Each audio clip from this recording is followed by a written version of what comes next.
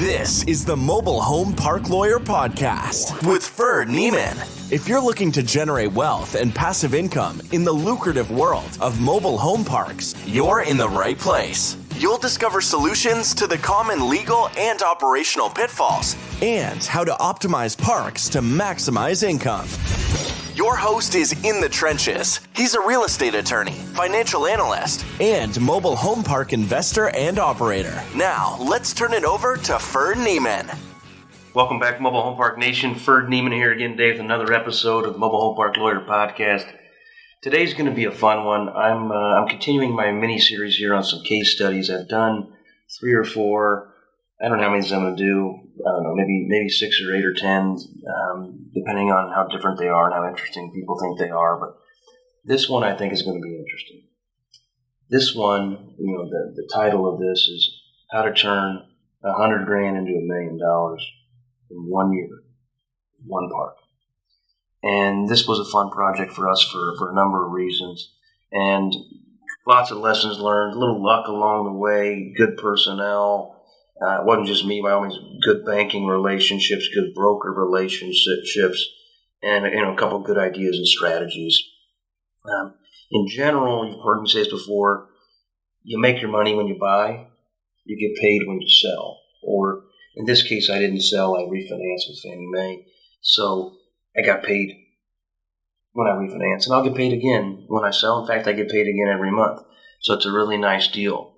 So you may be wondering, how do we make $1 million on one park in 1 year?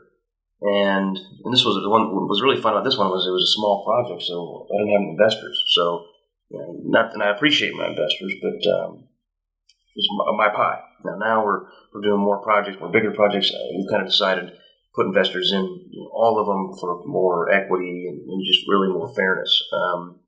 But this deal came fast and furious on us, so didn't even have time really to syndicate it. Lots of lessons learned. So this one came to me from a broker, off-market listing. He was just about to get listed. I had a good relationship with him. I closed previously on a hairy deal. And he called me and said, "Hey, Ferd, I got this old guy. He's stubborn as heck, cantankerous as heck, and he would like to sell his 3 mobile home parks." And he said, he wants $500 each. I said, okay, not $500,000. I said, how many pads? 7, 17, and 54. I said, do I have to buy all 3? He said, no. I said, I'll take the big one. He goes, well, you got to come look at it and get it signed up fast. So got in the car, went and looked at it. My dad went and looked at it. It was a Saturday morning right before I went on vacation. And brought a LOI with me. And if you guys know before, I got a binding LOI. If you shoot me an email or sign up on my webpage or shoot me a 5-star review, I'll send you this LOI for free.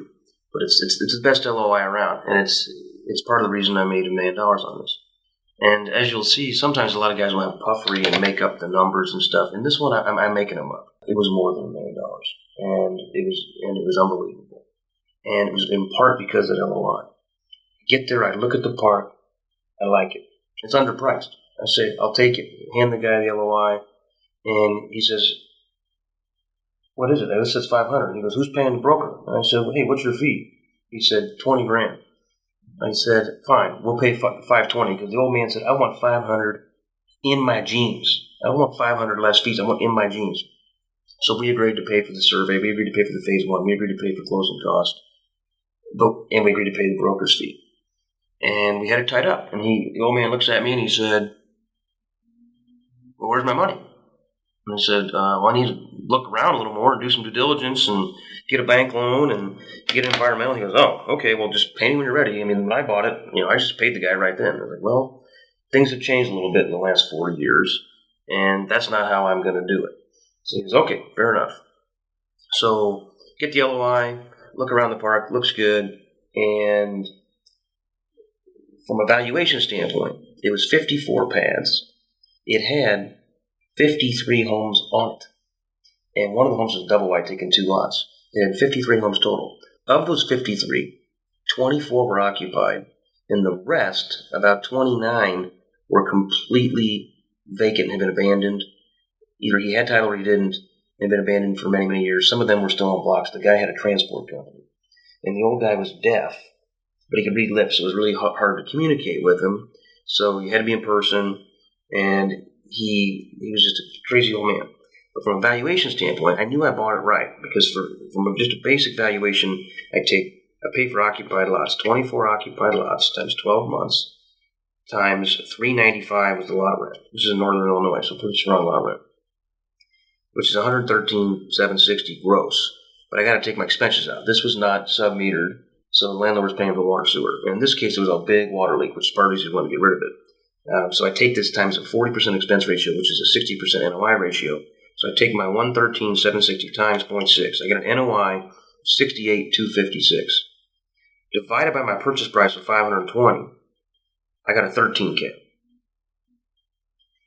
Pretty good. Now, realistically, I didn't even have a 520 purchase price. I had a 520 purchase price, but I got the guy to give me a $20,000 credit at closing to then pay the broker. But then I was able to leverage, instead of a $500,000 loan plus pay 20 cash, I was able to leverage 520, which means that extra 75% LTV, for example, on 20 grand, 15 grand more debt, and I only got to put up 5 grand more equity, which was important to meet my thresholds. So I get the LOI signed, and I send a PSA and send it over. Don't hear from, and I send it to his attorney. He then engages an attorney, not before, but later. I send it to him. Nothing. Crickets for a couple days. So I call the attorney and say, "Hey, what's the deal with my contract? You got any comments?" He goes, "No, your contract's a valid, fair contract." He goes, "The old man doesn't want to sell." I said, "What do you mean I want to sell? We have an LOI." He said, "Well, yeah, but he changed his mind. He got tax counsel, and it's going to be better for his heirs if he just dies with it. They get a step up in basis, and he don't want to sell it." And I said, "Well, I have an LOI." He said, "LOIs are non-binding." I said, "You didn't get a copy of the LOI, did you? You just read the PSA." He said, "That's right." And I said, "Are you at your desk?" He said, "Yeah." So I'm going to email you the LOI. I said, "Look at the last paragraph. What's that say?" "This is a binding LOI."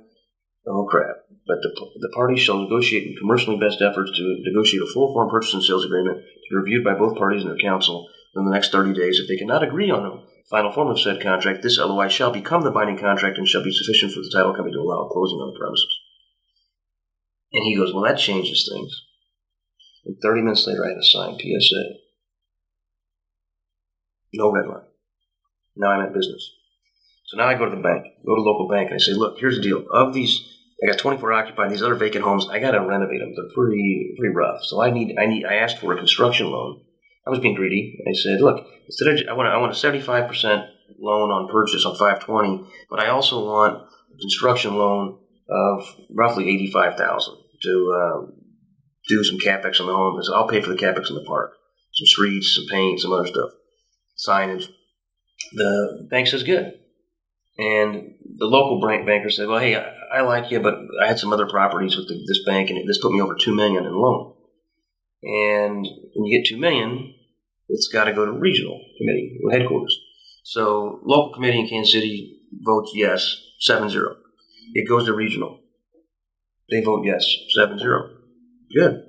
And I put up a 25 grand earnest money, which is more than usual probably, but I wanted to let the guy know I was serious. I put up 25K. It went hard. I'm 10 days out from closing. The bank calls me and says, the CEO doesn't like Illinois. High tax state. We're a Missouri chartered bank. No deal. I said, "I already had committee approval and regional committee, which was headquarters."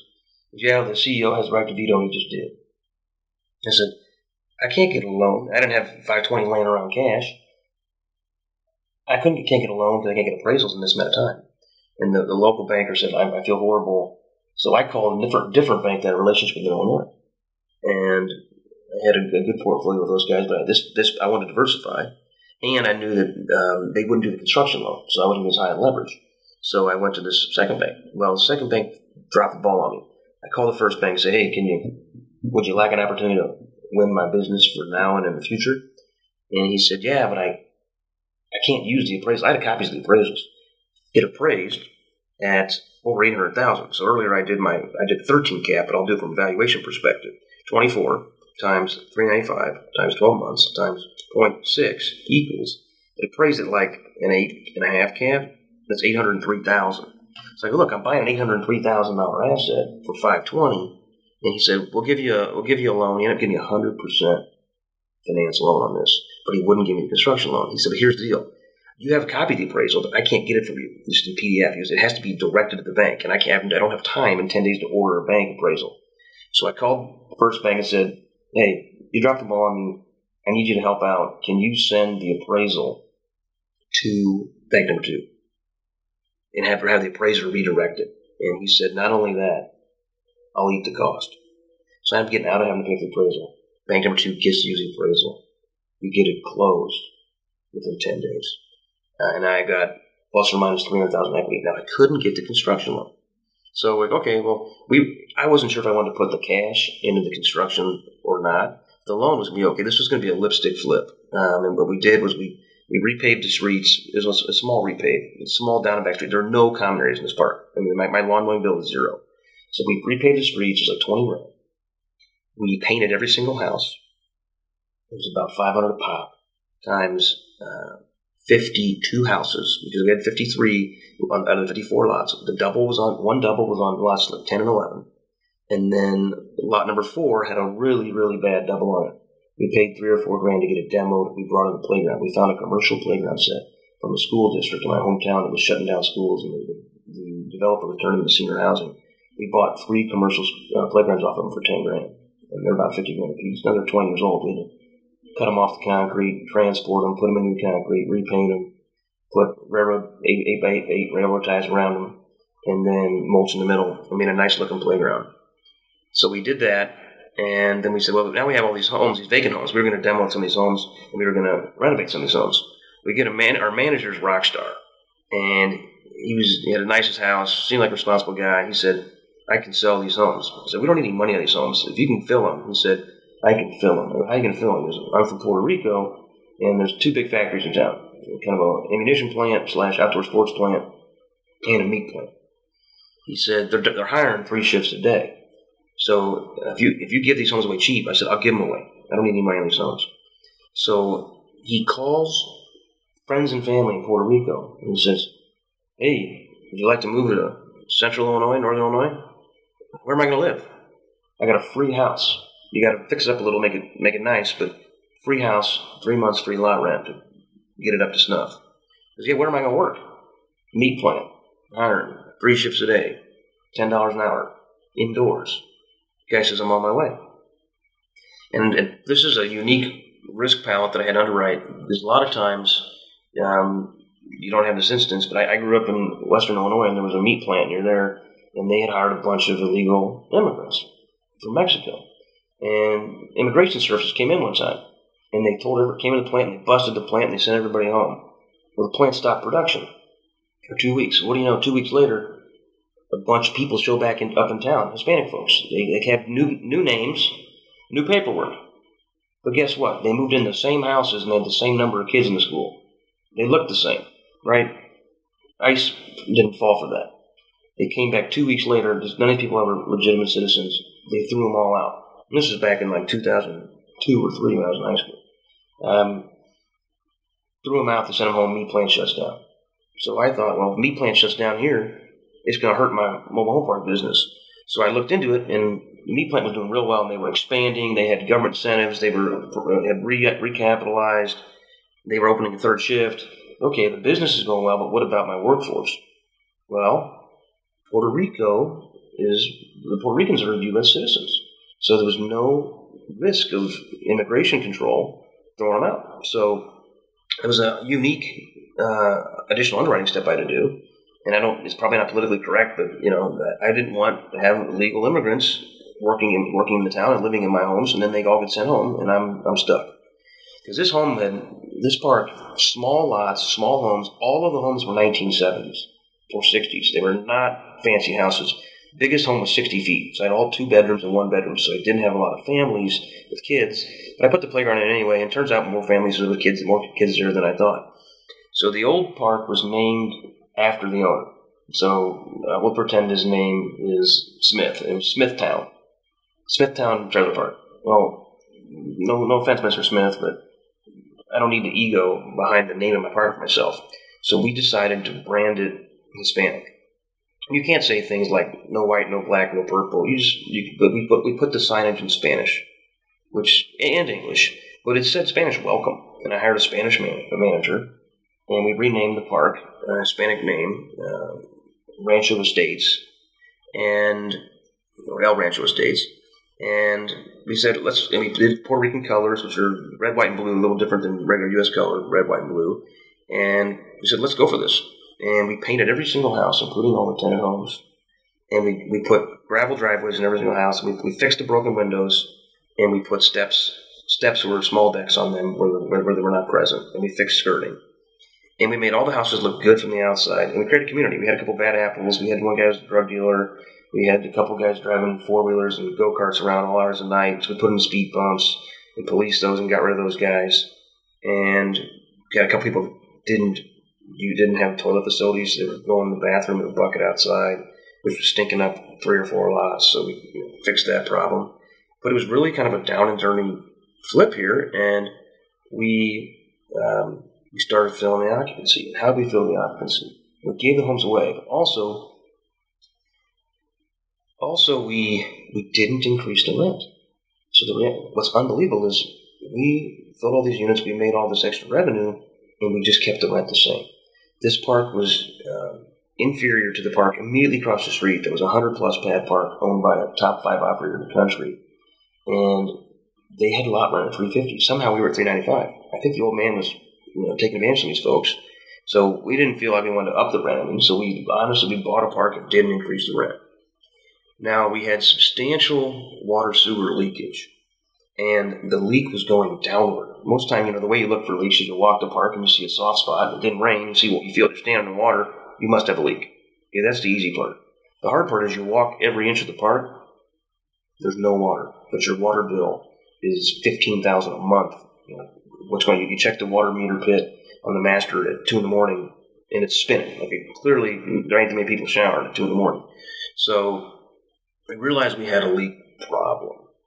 And we got it wasn't American Leak Detection, it was one of those companies like that was local. And they got their stethoscope out and their equipment, and they said, okay, here's where we think the leak is, here's where we think the lines are.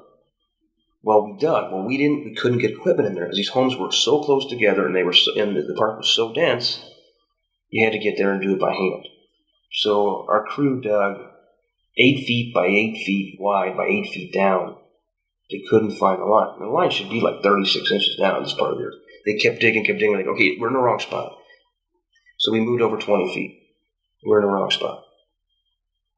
We have a different crew of guys show up from a different city, and they say, I think based on this, it's over there. And the professional leak detection guys are like, no, it's not. Well, we dug over there, which allowed us to actually use equipment too, so it was easier.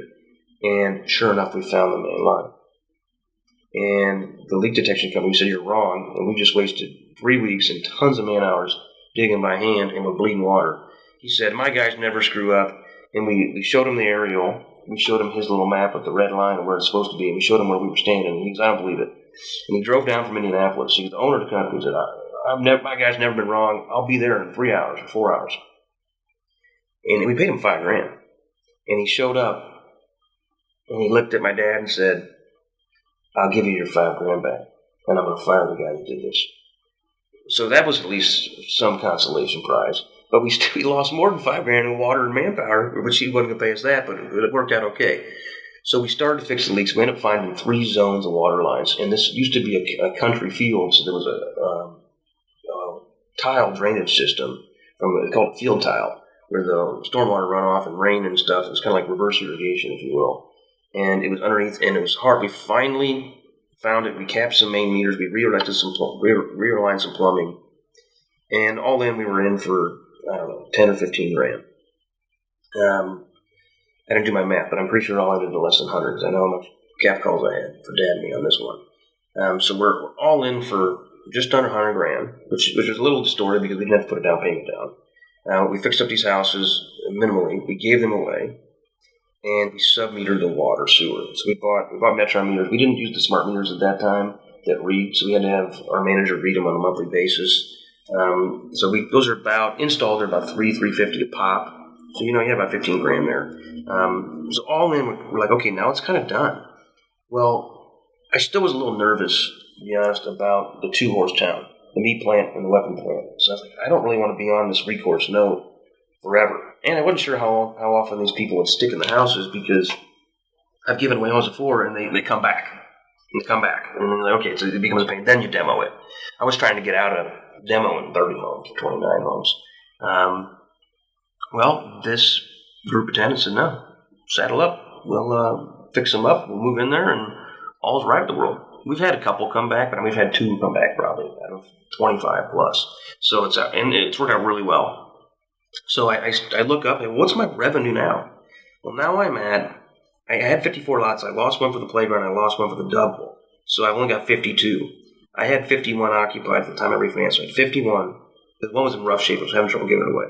51 times 395 times 12 months. The gross revenue is now up to $241,000. Now I've sub-metered the water sewer. And I have low expenses overall because there's no common areas, minimal to push snow, minimal to mow grass. There was no grass. I have minimal property taxes because it's a small couple acre parcel. My density is it's 4 acres. My density is like 12.5 to 1. It's about as high as you want to go. There's higher in some places like California, Florida, older parks, but those are really small cracker homes, 44, 48 feet. These are here were 56 and 60. So about $241,000 gross. So now with all these expense changes, submarine and water being the primary expense change, my expense ratio is probably 30%. So my NOI ratio is 70%. So I take this gross revenue times 0.7. My NOI is $169,218. Now if I still had an 8.5 cap, I'm sitting on $1,990,000, and I made over $1 million. Pretty sweet. Reality is, I bought it right. It's not an 8 cap. It's now a 0 park-owned home park. 95% plus occupancy, city water, city sewer, fixed water, newly paved streets. Every home is painted. There's decorative fencing and signage and rose bushes. There's a nice commercial player. I'm probably not in 8.5 cap territory. Well, this deal appraised at a 6 cap. So divided by 0.06, I'm at $2.82 million. It actually appraised at 2.8 on the dot. Now the debt coverage ratio would not cover a 75% LTV. I got approved from Fannie for a 75 LTV, but because of the coverage ratio, they wanted 1.35 for a cash out refinance because I owned it for less than a year, under 10 months. Like if you hold it 3 years, we'll give you, one, my NOI will go up, but 2, we'll give you full 75 LTV.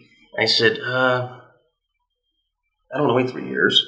So I said, it was going to dial me down to like 70.5 LTV on the loan. Well, that was a big number, right? But there was no interest only. They said, hey, if you drop down to 65 LTV, which in this instance, it was a straight 2.8. I'm going to change my calculator. 2.8 times 0.65 is $1,820,000. I go, that's less leverage. They go, yeah, but that's still over $1 million cash out, and you still own the property, which is with 35% equity. And if you go 65 LTV, you prove you're not greedy, so we'll give you interest-only loan for 5 years. So I end up getting a loan in the mid-3s, 65 LTV, 5 years IO, and still took over $1 million cash out of the property. Oh, by the way, this is tax-free. Refinance proceeds are income tax-free because it's not really profit or income. It's debt. I still got to pay it back, right? But it's a non-recourse loan. So if it hits the fan, then, well, sorry, bank. Here's the keys back. Now, realistically, I'm going to fight to keep that property. In this property in particular, my zoning expertise came in exceptionally handy because the city, I got a zoning letter. And I always get a zoning letter. Sometimes the city won't agree, and I don't get a perfect zoning letter. In this case, I got the perfect zoning letter. Everything I wanted. It said, the vacant lots, I can put a new home on them. The occupied lots, I can take it away, it can move away, it can burn down, I can put a new home on them. Setbacks, I'm immune from them because I predate the code. These homes are 1 to 2 feet, some of them as low as 2 inches, but 1 to 2 feet generally from the fence, which is the property line. So my perimeter setbacks are 0. My internal setbacks are like 11 feet. Fire code is 10. So I said, man, I'm worried about refilling these homes if they burn down, or if I demo them, which was the original plan, I'm not going to refill them unless I get an A+ zoning letter. Well, the city planning director signs my A+ zoning letter. Well, it's time for Fannie Mae to do their own reports. They hire an engineer, they hire property condition assessments, they hire an appraiser. And as part of the engineering piece, they the guy does a zoning assessment. Well, he calls the city and says, he asked the question a little differently. He said, if a tornado comes in and wipes out every one of the homes, does Ferd have the unilateral, unanimous, obvious, unfettered right to refill all 54 pads? And the city said, oh, well, if they all go away, no, we'd consider it abandoned and he would lose it and he wouldn't go do anything. Which was distinct from the zoning letter I received 12 months earlier. So you can imagine how pleased I was, because my ship was coming in and I was about to sink on this because of this guy.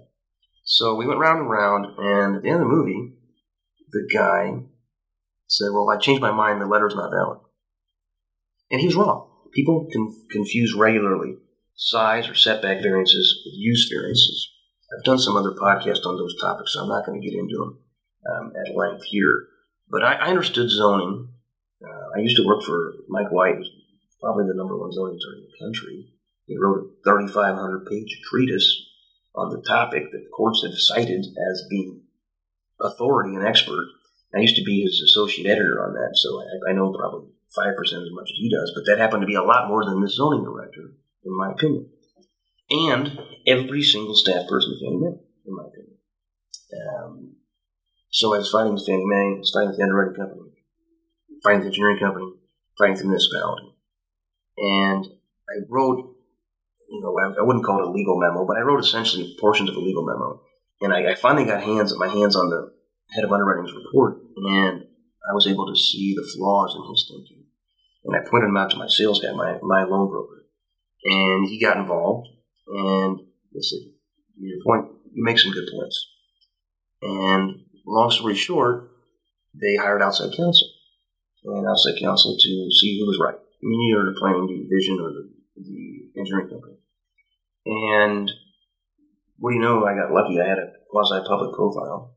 And I happened to have a podcast that says I'm a zoning lawyer, MHP expert. And the guy looks up, well, I should probably get an expert on this. It's very nuanced and niche. He said, there's this guy, Ferd. We should call Ferd. Well, guess what? Ferd's the bomb. So with that in mind, they basically deferred to my expertise. And this wasn't the most complicated zoning issue that they thought it was. And they just said, you know what?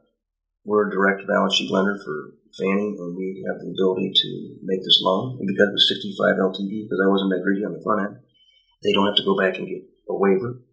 And they said, we're going to push it through. And if Fannie gets mad, we'll just address that later.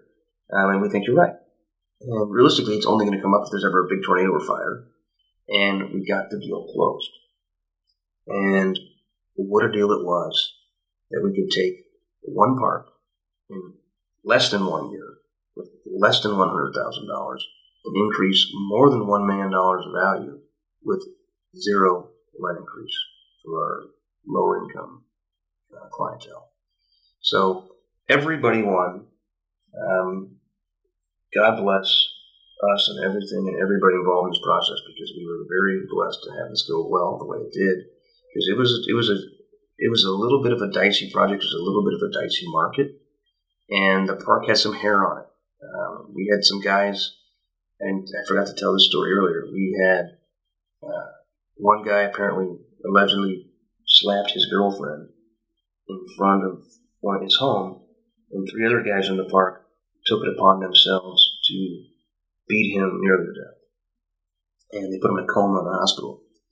And so we don't treat women like that around here. Which, I agree with that. I know I wouldn't have beat the guy to death, but I can kind of appreciate what they did too. Well, that guy apparently used to be in a gang in Chicago. And he called some of his buddies down here, and they knocked on the doors of these 3 Hispanic gentlemen in the middle of the night at gunpoint and said, we're going to kill you. And the guys hid inside, and the police were called, and the other guys from Chicago disappeared for the night. And we determined the guy that was beat up, we said, you're not safe here. We don't want your buddies coming back. We'd like to invite you to leave, but you own your home. What do you want for it? And his home was probably worth $2,000. And he said, I want 5 and not a penny less. And we wrote him a check for $5,000. And he moved out, and we sold that home a couple weeks later for $3,000. It's the only home we actually got money for in this park that we sold. And it stunted a problem that was about to be a big problem. So that made it kind of a quick risk. We had risks on zoning. We had risks on financing timeline. It was concentrated employer, small market. So we took those risks, but they were calculated risks because we knew the pricing was right. If I figured worst case scenario, we can get our money back out. Maybe lose 100. That would suck. Maybe make 100. That'd be nice. But if we weren't going to, it was very low risk that we were going to flush $500,000 in this project. And with the potential upside, I never pro formed it to go this well. My plan was to either demo the homes or renovate. I think it was renovate 14 homes. I think my original construction loan was 14 times $8,000 a piece, $112,000 or so. That's what I was envisioning, and then demo the other 15 homes at a loss of about $2,500, $3,000 a piece, and then we would sell it for somewhere where it appraised at. And it appraised at 8.5 cap at the beginning. I didn't think it was an 8.5 cap market or park. I wouldn't have paid an 8.5 cap by any means. I paid a 13. But it turned around and it appraised at a 6. I wouldn't pay a 6 today, to be honest, but that's kind of how it works sometimes with appraisers. I asked the appraiser, by the way, hey, are you in the business of buying parks? Because I've got one for sale. It's $2.8 million. Appraisers can get a little aggressive. But then again, the marketplace continues to get hot. This is a world-class asset class, so who am I to second-guess an appraiser? So anyway, fun project. Still own it. Everything went well. Lots of lessons learned in there, like how to track down the water. Don't be greedy on your rent increases. Giving away homes can be an option. In some states, you don't have a warranty of habitability if you give it away versus you sell it. In this state, the municipality said, you can't give these homes away. They're not, some of them aren't livable. So I can give them away. I didn't sell them. And we gave them free rent. And we vetted the people we gave them away to. We didn't want to give it to somebody that's 90 years old and disabled. Like, they're probably not going to be able to fix the house up. You got somebody who's 25 and he's a contractor with his name on his truck. He's got a toolbox in the back. He can probably fix it up, right? So lots of little lessons learned. Getting a world-class playground worked. I got a world-class manager who I gave a nice bonus, bought a truck, relocated him to another park we just closed on, and now he's managing a 93-pad park in Missouri. It's not as big a turnaround. It probably is as big a turnaround as this, actually. But to reward the people, I had great relations with 2 banks, so that one of them let me down, but then they picked it back up, and I'm closing on a deal in 2 weeks, and I'm using that first bank.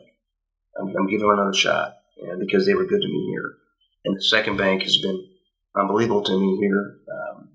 I'm actually at the bank limit for loan size, so I've got to look for 2 or 3 or 4 other banks. Now that I say that out loud on my podcast, I'm going to get 20 banker calls. But I've maintained good relations with these people, and it's worked out really well. My dad ran point on this project with our local manager, so he gets a ton of the credit. Everybody's worked out well. No complaints. One of the more fun case studies, I'll tell you. The next one's going to be fun too, but it wasn't supposed to work out this good, but it did, and who am I to complain? Till next time, thanks and God bless. You've been listening to the Mobile Home Park Lawyer Podcast with Ferd Neiman. Ready to learn more? Go to www.themobilehomelawyer.com for free resources and materials to help you succeed. If you love the podcast, go to Apple Podcasts, give us your review, and subscribe today. Thank you for listening. Neither the Supreme Court of Missouri nor the Missouri Bar reviews nor approves certifying organizations or specialist designations. The choice of a lawyer is an important decision and should not be based solely upon advertisements.